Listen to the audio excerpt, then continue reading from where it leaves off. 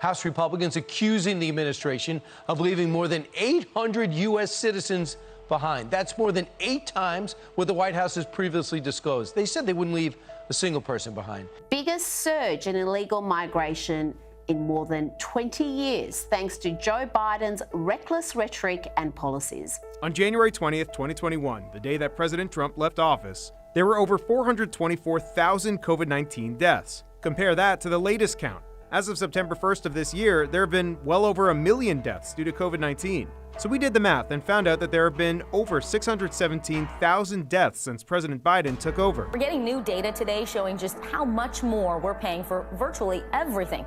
The latest numbers show prices in December spiked more than expected, up 0.5% compared to November. Now, compared to 2020, inflation rose 7% for the year.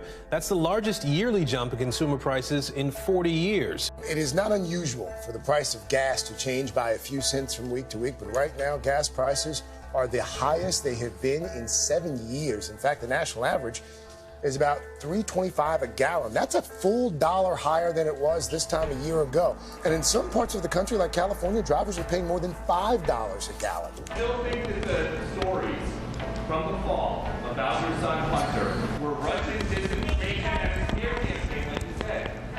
Yes. God love you, man. You're a one-horse pony. Team Biden is retreating to word games and word parsing as a means of trying to convince you that the historical definition of a recession is no longer the definition of a recession. And unfortunately, with where we are headed towards a recession if we're not already in it. I think if you talk to most small businesses, most grocery shoppers, most people looking at their 401k, they think we're already in a recession, and they're just waiting for the next shoe to drop.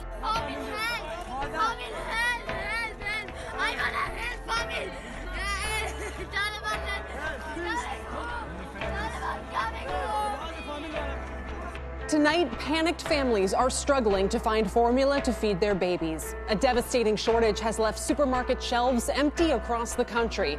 Parents are turning to milk banks and to social media, searching for formula to swap or to buy. Moms are taking to social media to share their frustration.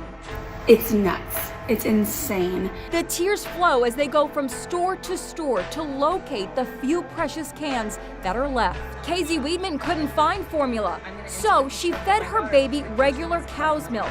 But baby Palmer is allergic and broke out in a painful rash. What are we gonna do? Where are we gonna go from here? How do formula moms feed their kids? President Biden defended his administration, brushing off questions over whether he should have acted sooner. Tonight, the Taliban parading what it says is some of the billions of dollars worth of American weapons and equipment they now have in their arsenal. If Russia invades, that means tanks and troops crossing the border of Ukraine again. Then there will be no longer Nord Stream 2. We will bring it in. Last week, Pulitzer Prize-winning journalist Seymour Hersh published an article providing evidence for the proposition that America was responsible for blowing up the Nord Stream pipelines last September. And the mainstream media has done everything it can to ignore this story even exists. Also this hour, the U.S. Senate Foreign Relations Committee has released a new report on Biden administration's withdrawal from Afghanistan. The report has found that as many as 9,000 Americans were left behind in Afghanistan during the disastrous withdrawal. Look at the records. He tried to hurt Social Security years ago. All right, let's move on. I'm going to move on. Mr. President, I have to move on to the next question. They said the stock market will boom if I'm elected.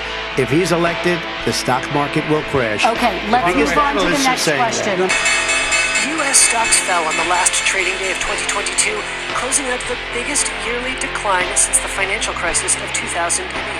The Afghan family, the Pentagon now admits it mistakenly targeted and attacked with a drone, killing 10 innocent civilians, including 7 children, is demanding more than just an apology. 40% of U.S. imports come through this port and the neighboring port of Los Angeles.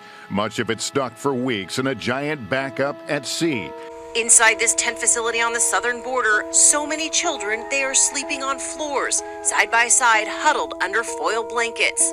The Biden administration refusing to allow journalists in to see for themselves, sources providing this first look. We turn to the other news this Sunday night and to the somber homecoming for the 13 brave Americans killed in Thursday's attack at the Kabul airport.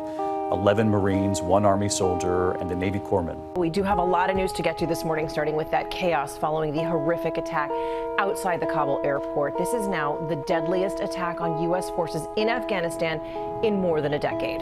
Let's take a live look at our Fox drone right now, which is over the international bridge, which is where this crisis first started. Sources are telling me the number of migrants under that bridge has now swelled to more than 14,000. Consider that on Wednesday morning, it was just over 4,000. So these numbers are absolutely exploding.